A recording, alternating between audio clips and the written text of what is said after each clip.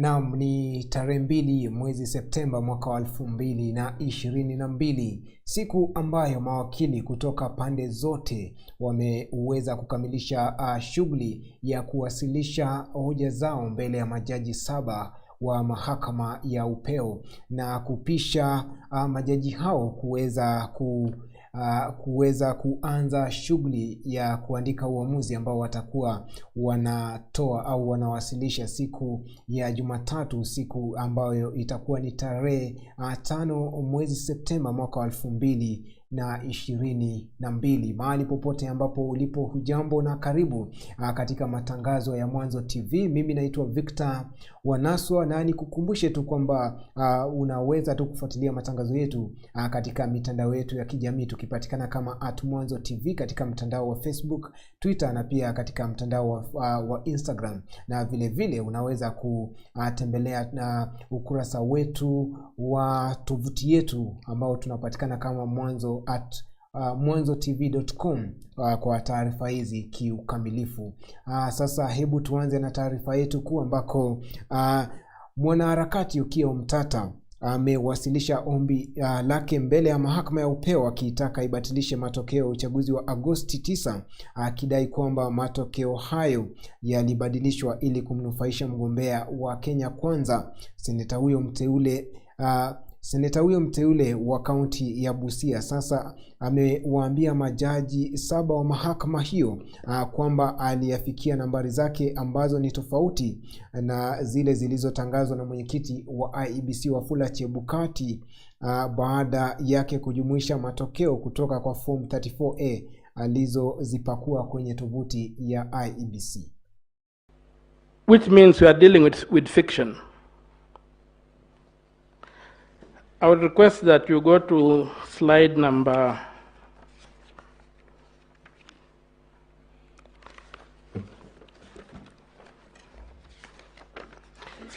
5. And the Honorable Judge asked, how are these things transmitting?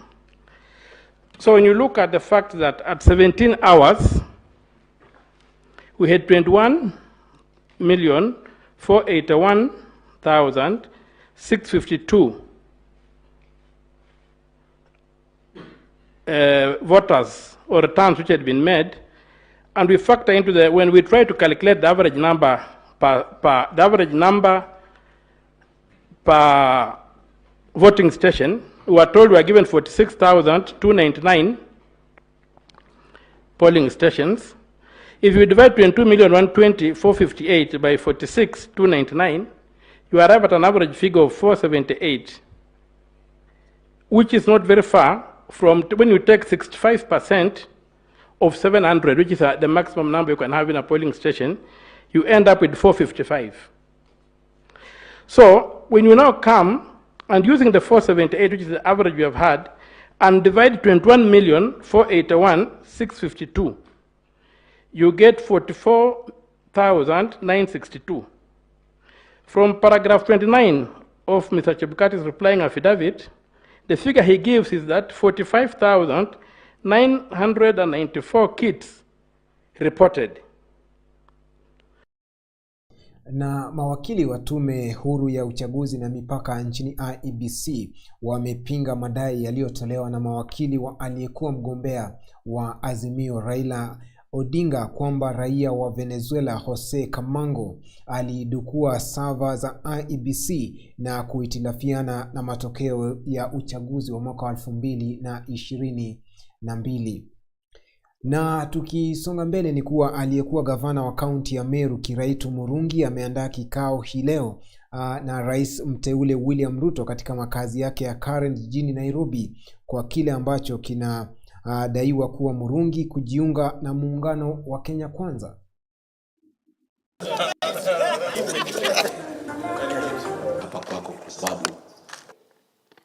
The Mbas Party will stand with you irrespective of the final outcome of that case.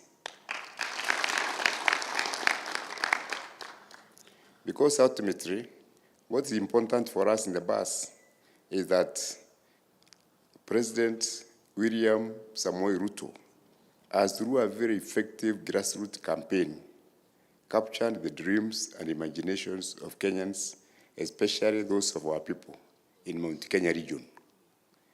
We have listened to the voice of our people. It is their wish that we in the bus work with you as our president.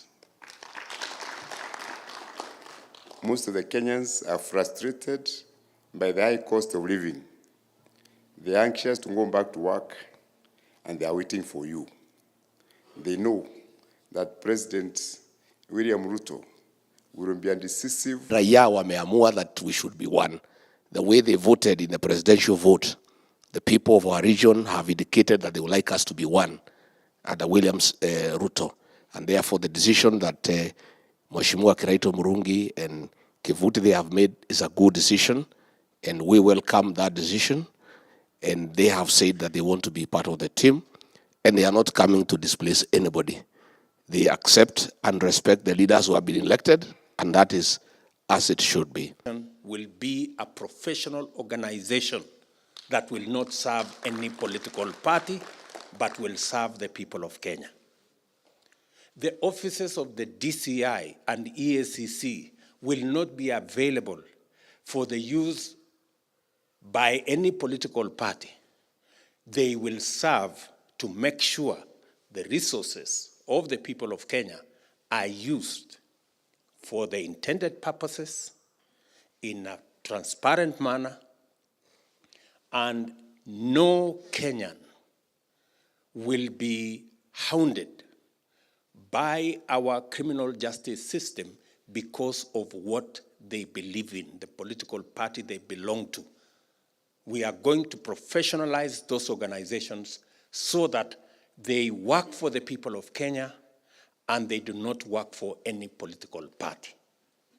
And therefore, our good friends in Azimio must begin to figure out how else they intend to keep their coalition, because the way they have assembled it, using threats and blackmail and intimidation, I see a very.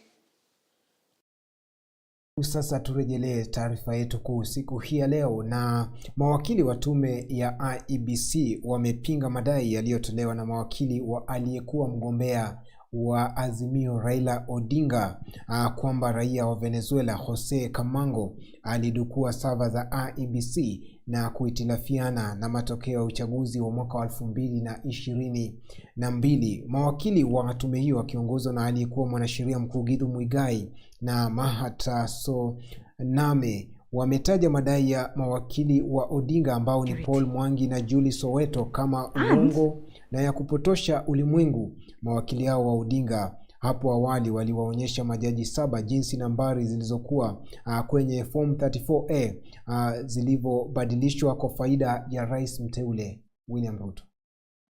To give that information. Again, IEBC refused to give us information with respect to the RTS, Results Transformation Systems. Yet they want us to come here and believe what they are telling us with regards to the contents of the portal. Yet in their own gazette notices, as you will find, there were some points where there was human intervention. What IEBC gave as the memory, the capacity of the server that was provided, memory was 6.4 GB, clock speed was 9.84 GHz, hard disk was 300 GB. The server specifications that they provided us with is less than even the laptops that we are using here. That is what they are presenting to us, that they were hosting the entire election infrastructure in these elections. It was not possible. Why I put that image? It's very important we know. I talked about the middleman, Diego Armando Camargo, distributing results. That is the person who you are not allowed to see. That is the person who, when the Supreme Court makes an order to be allowed complete access, to be provided the password policies, that is the Diego Camargo who we are being told you cannot access him. That back office, polling station goes to him. He's the one who sends to the returning officer. He's the one who turns to the National Tallying Center. is the one who sends to the public portal. He's the one controlling everything. He's the midfielder distributing to everybody the results of this election. What he says are the results. Our election process before, after, and where are they? Only God knows, and only the servers will show us. History is repeating itself. 2017, Mr. Chepkati refused to provide access to the servers. He's doing it again. And of course, please, I ask the court to take note of everything we have provided as far as the DCI has provided to us. We have provided to the court. These are individuals whose identities are not even known. They travel on, or they provide expired passports when interrogated by the police, and all the rest of it. I would not repeat any more of that. On the 8th of, yes, I'm happy to be pointed out, the logs will also show that on the 8th of August 2022, Camargo accessed the portal while in Venezuela. So our elections were conducted from Venezuela. The Venezuelans decided who won. Mr. Chepkati. Na mtazamaji, na leo hii studioni tutakuwa na mgeni ambaye ni mtaalamu wa masuala ya ICT ambaye atakuwa anatueleza kuhusiana na jinsi wadukuzi wanatekeleza kazi hiyo, kwamba kwa kuwa tumeweza kuona katika kesi ya urais nchini Kenya leo hii kumekuwepo na mjadala kuhusiana na jinsi raia huyo wa kigeni aliweza ni madai tu kwamba aliweza kudukua mtandao wa IEBC na kuweza kubadilisha nambari katika form 34A. Hivyo basi itakuwa na mtaalamu wa ICT aweze kutueleza iwapo ni jambo ambalo linawezekana. Tukisonga mbele ni kuwa serikali ya kaunti ya West Pokot imefichua zaidi ya wafanyikazi hewa 230 ambao wamekuwa wakipokea mishahara kutoka kwa serikali hiyo. Gavana wa kaunti hiyo Simon Kachapin amesema serikali yake imeanza uchunguzi kuhusu jinsi wafanyikazi hao ambao wamekuwa wakifyonza fedha za kaunti hiyo walivyoajiriwa na kupandishwa vyeo. Na vile inatoka. Tunasema accountability ya dawa. Kwa hivyo mimi kama gavana nitashughulikia hiyo kwa sababu ni vizuri ili dawa ile inakuja kuwe na value for money. Na hiyo ndio kazi yangu. Nimekuja hapa na siku ya 3 nikiwa ofisi kuona kwamba afya tukitaka actualize ile tunaita universal healthcare. Nasema mimi kama gavana tushirikiane, nimekuja hapa na naibu wangu tushirikiane na wahudumu wa afya wote, sababu gavana pekee yake hawezi fanya kazi pekee yake. Lazima tufanye kazi na wale technical team wa hospitali, madaktari wale wanahusika kwa jumla, mpaka ule anafanya kazi pale dispensary.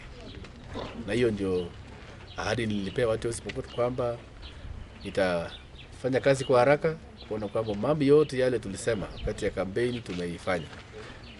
Na bahati yangu ni kwamba mimi si mgeni. Mimi si mgeni kwa sababu nimekuwa kwa awamu ya kwanza na sasa niko na kwa Kiingereza inaitwa experience ya kutosha. Kwa hii muda ya mwaka 10 nimekuwa mwaka 5 nimekuwa gavana, nimekuwa tena waziri mdogo katika serikali kuu. Na sasa nimerudi tena. Na nashukuru watu wasipokuwa kwa kuona kazi ile nilifanya kwa ile atamu ya kwanza. Ndio kanirudisha kwa sababu kazi nyingi ilibaki, kama hii jengo la drugstore ambayo ilijenga haijakamilika vizuri. Na nafikiri ni siasa mbaya. Hii nchi ni yetu, hii kaunti ni yetu. Mtu hudumu kwa mula. Na nitakana yule anakuja pia anaendeleza kwa hapo. Lakini siasa mbaya ambayo lazima tuimalize ni kwamba mtu akianzisha miradi inaachwa na yule anakuja. Na ni rasilimali ya wananchi ndio inapotea bure. Sababu ukiendeleza hivyo, mimi nikuje niwache ingine, mwingine akuja. Hotuba yangu ya kwanza kwamba mfanyikazi yote ambaye afanye kazi hatakikani kwa serikali, kama vile nimesema ghost workers, ama wale wako wafanyikazi kama ni daktari, kama ni Hebu sasa tuelekee katika kaunti ya Laikipia na gavana wa kaunti hiyo Joshua Irungu amewarejesha kazi madaktari 33 ambao walikuwa wamepigwa kalamu na mtangulizi wake Nderitu Mureithi. Akizungumza katika kikao na wanahabari baada ya kuwarejesha madaktari hao kazi, katibu mkuu wa muungano wa madaktari Devji Atela amepongeza hatua ya gavana huyo. We have the National Secretary General.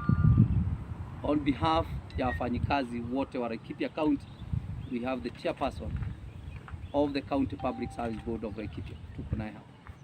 Behind us is the rest of the government, composed of the Deputy Governor, the Secretary, the Acting County Secretary, as well as the Acting Chief Officer Health, as well as the members of the County Public Service Board. And here we want to commit ourselves here.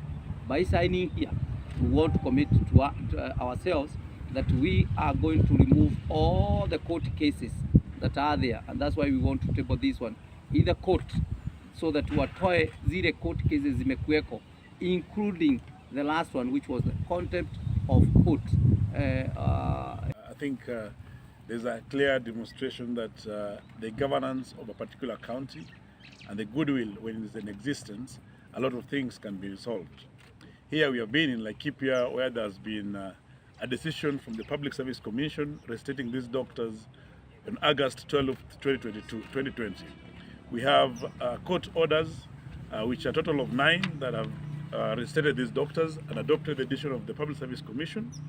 But we can all see that despite that, the government of the day did not comply to these orders, did not comply to any of these independent institutions to restate the doctors. But now we have a new government that from the beginning in the campaign trails gave a promise to have the people of Laikipia to get the efficient quality healthcare.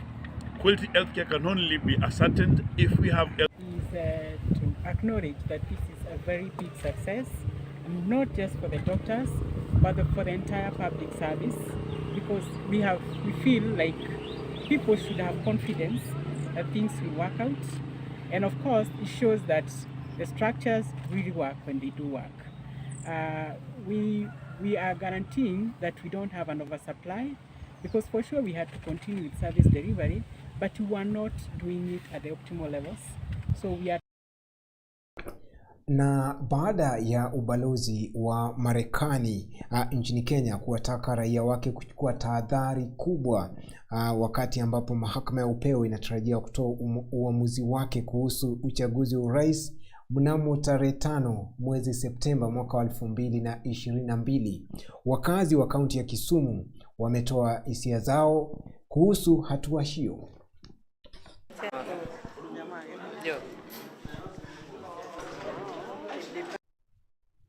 From all walks of life in Nyanza, they are represented here. So what I'm going to read is a memorandum from the Luo women elders issued by some embassies in Nairobi, warning their nationals of possible violence outbreak during the termination of presidential petition. Strangely enough, the alert notices specifically single out Kisumu and its environs as the only areas in the whole of Kenya where such violent outbreaks are likely to occur. We strongly feel that this position targeting the region is highly discriminative, counterproductive, and utterly unwarranted. As much as we understand the obligation of an embassy towards the welfare of its nationals, this shouldn't be done at the detriment of the local communities. There are well-established practices by notable organizations all over the world on how this is done without causing any harm.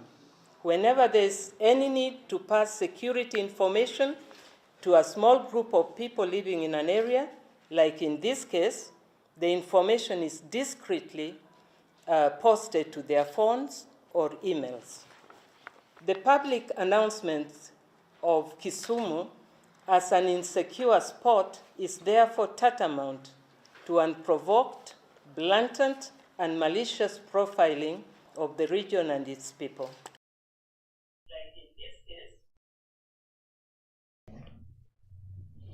Welcome back, and as we promised today, we have an ICT expert who will be helping us unpack some of the issues that we have hearing on social media about hacking, and especially during the IEBC, the recently conducted elections by IEBC. We saw a lot of people talking about hacking the IEBC servers, and it's an issue that also played out during the presidential petition yesterday and today. And so in studio we have none other than Macharia Ngatia, who is an ICT consultant and CEO at Agency 254, to help us understand some of those terms that you've been seeing on social media. So without much ado, let me welcome Macharia Ngatia. Welcome to our studio. Thank you, Victor.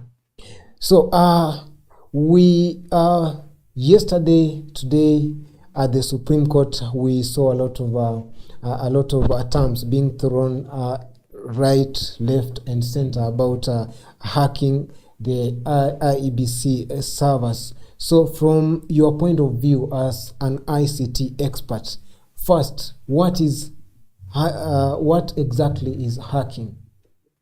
Thank you, Victor. First of all, myself, not in IBC committee or whatever. I'm just an independent person who runs ICT business. So my company deals with the ICT. It's in the ICT industry, to say less of it.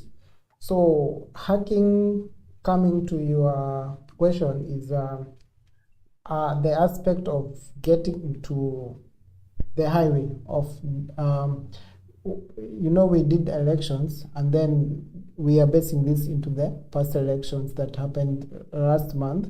So hacking is interfering in between the election and what the citizens get at their decided candidates in the presidential elections. So hacking is the aspect of coming in. We have the people who voted the Form 34As, which were disseminated from the voting centers, yes, and then what was disseminated into the IEBC portal, yes, and what the public received. So hacking is now the process of getting inside or in between that process and coming out. This what we got from the polling stations, and this is what we got from the IEBC. So hacking the process for interfering with whatever came from the polling station and what came into the IEBC polling portal and what the public received.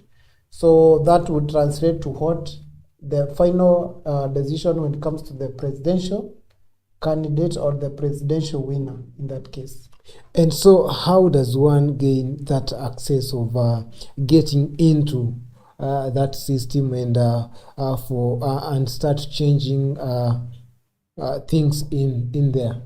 So one thing about servers, when you have access to a server, it means you are accessed to the server. Someone gave you access to the server, because when you come to server, they are very fully protected globally. So if you have a server, you get something that's very secured.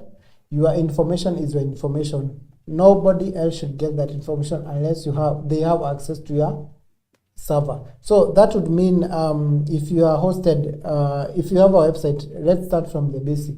Let's say you have a website and it's hosted in Kenya by a certain company.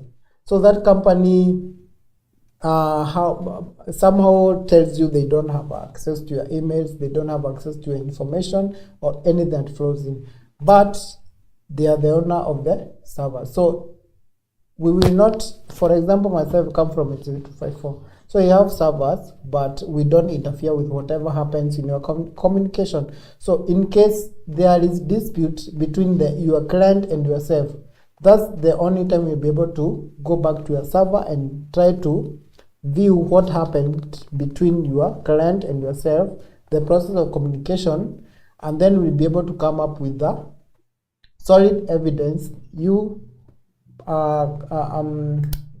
you party A came up with this solution, party B accepted the solution, and this was the way forward. So we are able to trace that, and mostly happens through emails. The emails you exchange with people, those are the most key information that you can be able to find in a server. So what you mean is that if I don't have the logins for a certain server, it means I cannot access any information. So there are different kind of companies. For example, when you come to a company, we give you positive SSL. SSL is a secure socket layer. That means if you don't have the access to this guy's login details, you can't be able to access our server. But there are other companies that don't offer that SSL. SSL means secure socket layer. There is another positive secure socket layer. That means if you handling very, very, very secretive information, for example, you are a bank, for example, KCB, cooperative bank, you need that SSL positive layer to cover your information. So if you have that SSL positive, nobody will be able to access your information. If you have the lesser SSL, that is less secure, but it's very difficult for someone to hack through it still. Because for you to be a hacker, you have to get a lot of information from your target victim. That means you have to know where they're hosted, who they communicate to. You go further and try to find out their emails, how they do their emails, who is their provider. So that process will take over. Before hacking to someone's server, it will take over 3 months to get that kind of information. So hacking a system is not very easy, but it's not impossible. So that's what I can say. It's not impossible, but if you are very determined about hacking a system, it will take you over 3 months to do it, if it's secured. And then as a company, how do you identify someone who hacked into your system? Is there a way you can discover that so and so hacked into our system? Yeah. So normally we have, when you log into a server, there are logs. Logs, it shows you all the details, the last person to log into a server and the first person to log into a server. And if there are many people, like if you have a huge database and a huge customer base, like for assuming you are in a bank, there are so many people who transact in each and every day. So when you log into a server, you're able to see this, all the database is there from the person who logged in from the very first day you establish that system up to today.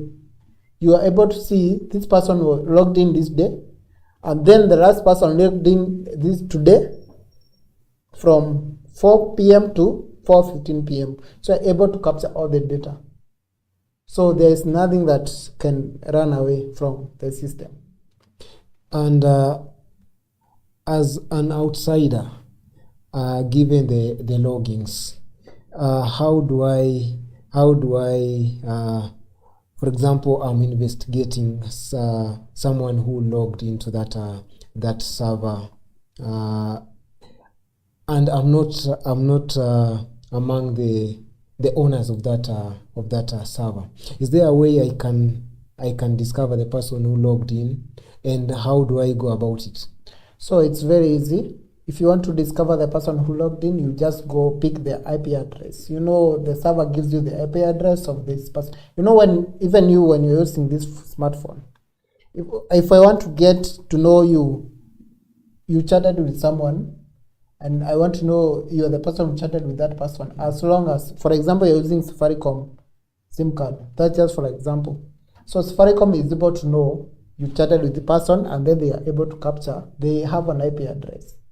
So they know the IP address you're using to chat with that person. So it will be very easy for them to track you. It applies the same to the server. So if I'm using server X, it will be very easy for the host to know this guy is using this server and be able to track this person is person A, B, C, D. So there is not a question of knowing who was using that server. It's very easy to note the person who was using that server and that IP address at that time. Because if you go to Safaricom right now, assuming you have your home fiber, they have independent IP address and it changes over time. And they have the records. If your IP address changed from today, changed from A to B, they have all the information. So it's very easy for an intelligence company to go and find out who this person was, how they were able to maneuver from this stage to the next stage, and so forth. And then there is a question of distance. For example, for the case before Supreme Court, we saw that there is a foreigner called Jose Camango from Venezuela who was deported from the country before the elections, and petitioners from the petitioners' lawyers are claiming that he was the one who accessed the IEBC servers and changed information in there. So is there a specific distance that a person can access a certain server? So what happens with servers? You know, in Kenya, technically we don't have any server.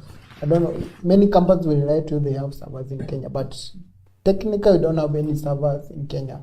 So the servers we rely on, and the closest are in Singapore. Number two closest are in South Africa.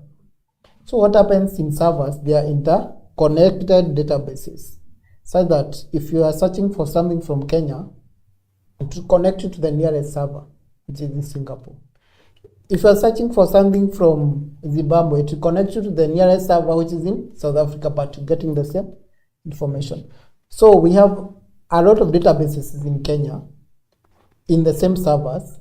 So determining where that information came from is very easy because of the network protocol. The network protocol WWE, it shows you where that query came from, where it went to, where it was directed, and where it get the query from to give you the feedback. So when you are Googling for something, for example, you're Googling for best TV stations in Kenya, know that you're not Googling that information from, because in Kenya you don't have any server. So that information is, you are querying it, assuming you're in China, you are querying it from China, it will go and revolve around the globe, all the interconnected servers. It will go and search for the nearest server to Kenya, and then it goes and picks the information from Kenya. And if you've listed your business as on Google, that's what the server will pick. And it will show you whatever is in Kenya, it will take to the main data center, then distribute to all the data centers, and then disperse to your nearest data center, then show to you. So it's a protocol that is followed. Then let's talk about some of the prevention measures when it comes to hacking. Yes. So some of the prevention measures is having a SSL certificate, number one. An SSL certificate, it means secure socket layer. You have to, if you have a database, it means you have to secure it. It's like having a bank. You have a lot of money, clients' money in your account. So how do you secure that? You make sure you have a database, and then this database will be accessed by people from South Africa, people from China, people from Singapore, people from Green, whatever. So it's global and interconnected. That means I have a KCB account here. If I'm in Greenland, I'm able to transact in Kenya using my internet, whatever. So that makes sure when you are here and you are, maybe I want to send money to you and I'm in Singapore. How do I transact that? I just go to my web portal, I do the transaction. So that means your database have to be interconnected globally. So to make sure database is secure is to have a necessary certificate, number one, to make sure the necessary certificate means secure socket layer. It means nobody else can access your data. So it protects you from scammers. That means it doesn't protect you 100%. But that makes the road very tough for the hackers.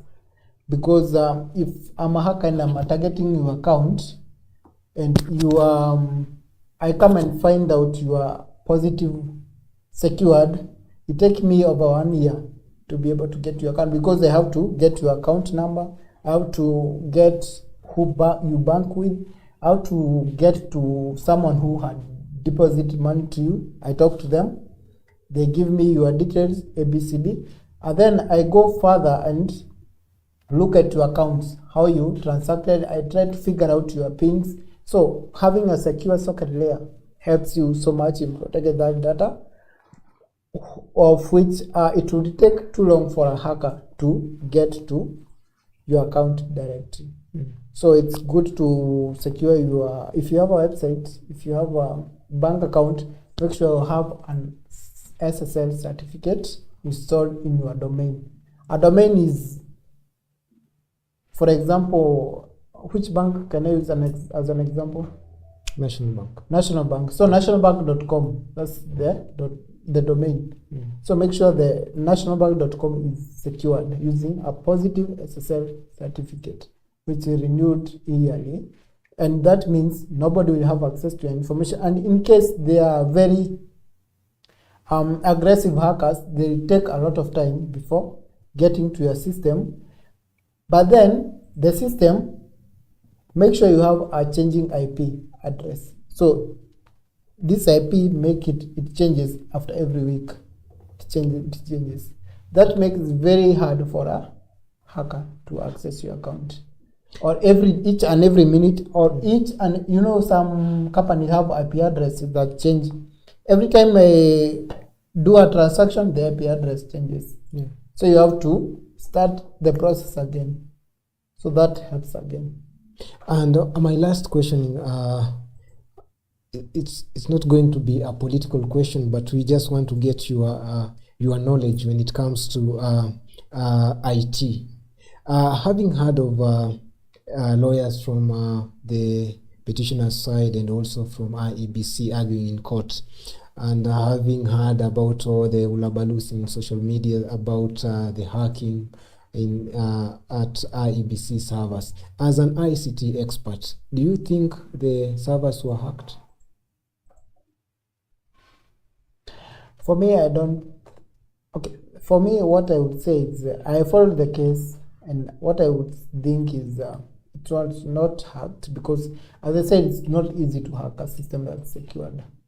So what the IBC did, they forgot to log out those people who had access to the system. Although they said they logged out them on 8th of August, some days before elections. But for me, I think they forgot to log out those guys. And when you are not logged out, you have access to information. If you have a company, for example, I use this as an error for each and every human being. You have a company, you hire someone today, you fire them after 2 months. You not even remember to log them out of your emails, whatever. So that's what IBC means by saying we were able to log out these guys. Maybe they were not able to log out. They forgot to log out them from their email addresses and so forth. Because email addresses are key parts of the information you get into your servers.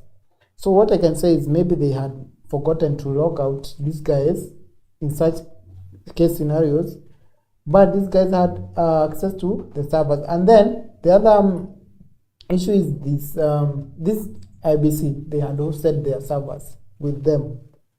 So as long as you host your server with me as AGZ254, I have the server, so I assume I don't have access to your information. But in case of anything, if your information is very sensitive, I'll be able to access it because you're using my server. Yeah. So it's mathematics has access to IEBC information to date. So there is no way they can say they locked out these guys, yet they are the ones hosting them. So that's why I was asking, why can they be hosted in Kenya by a company like ours, Gen 254? We have servers. And then I looked at their capacity they were offering. It was 6 GB for the whole of Kenya, which is very low. Myself, for my company, I use over 50 GB, which is not even enough for my company. How comes a whole IEBC that's serving the whole of Kenya is using 6 GB? The bandwidth will be very limited. People will not even be able to upload. The returning officer will not be able to upload even their results. So I don't understand what this guy was saying. Masat, what was he Masat? I don't understand what he was saying by meaning. He was meaning by saying we had allocated 6 GB for these guys to upload their system or whatever. Because I know 6 GB is very small for IEBC because it's targeting the whole of Kenya. Because myself, I know over 50 GB is very less for a company like mine. So how would an IEBC be using 6 GB to be able to facilitate? And you know this bandwidth. Bandwidth means a certain number of people can be able to access your server at this specific time. So if your bandwidth is less, it means some people will go to I don't know whether you've ever gone to a website and seen an error message. This website is not available or what? Yeah. Such. Yeah. So that means other people are accessing the website, and the website bandwidth is limited. Yeah. So this guy was meaning the whole of Kenya was using 6 GB to access that same website and upload there. And then the other factor that I disagreed with him, he was saying 300 million Kenyans, of which we are barely over 50 million Kenyans. So there are very many differences between me and the IEBC. And then let's finally, let's talk about the move by IEBC to refuse to open their servers for after the Supreme Court ordered them to do so for the petitioners. And IEBC claimed that the Smartmatic, the company that was providing them with the system for that matter, refused to do so, saying that it was not proper. Now, as an ICT expert who owns a company here in Kenya, would you open a server that belongs to your clients? That's a good question, but then it depends. You know, I said it's 6 GB. So that 6 GB, it means it's a shared server. A shared server means it's shared between IEBC and other clients, over 1,000 clients. So why would I open my server, which has other 1,000 clients, to you just one client? You'll be able to access their emails, which are very confidential. So why would I allow you to access my server? Very impossible. So I think what IEBC should do next is whenever they are doing an election, they should have a dedicated server for them. A dedicated server means you have full access of the server. It has all the bandwidth, it has all the capacity. So that means it's unlimited. So if you want to upload information over 1 trillion GB, you are free to do that. But for them, they were given a shared server. That means that server has other clients' information. And basing this, it's not a Kenyan-based organization, it's Smartmatic. I don't know what country they are from. So they gave IEBC a shared server which had other information for other clients of their own. So it was very difficult for them to open the server. But if IEBC would have come to and maybe worked with a Kenyan company like us, we'd have dedicated them a dedicated server whereby it's only their own information that's there. Yeah. The IBC, such that whenever they want to request for further information, we just tell this your server, can you access whatever you want to access? Yeah. Yeah. So the main problem is they were given a 6GB server, which was a shared server with other clients. That's what their main mistake. And then Smartmatics are in business. They want to close this business, and then all of them are their clients, they're equal clients. Yeah. So they put them in the same server. So there is no way I can be able to allow you to open the server, because you'll see other people's information. But if they would have worked with a Kenyan company, they would be very specific. We want our own server. And then they would have been given their own dedicated server, whereby they'll be able to see their own information. Yes. And then whenever the court asks, can we be able to access your server? And then we'll be asked, can you give the credentials for the server? Then they'll be able to see all the information, including the emails to the server. Thank you so much, Macharia Ngatia, for coming and also for sharing your insights on this matter. And that was Macharia Ngatia, an ICT consultant and CEO of Agency 254, just sharing with us insights concerning hacking and the whole scenario surrounding this servers hacking and how to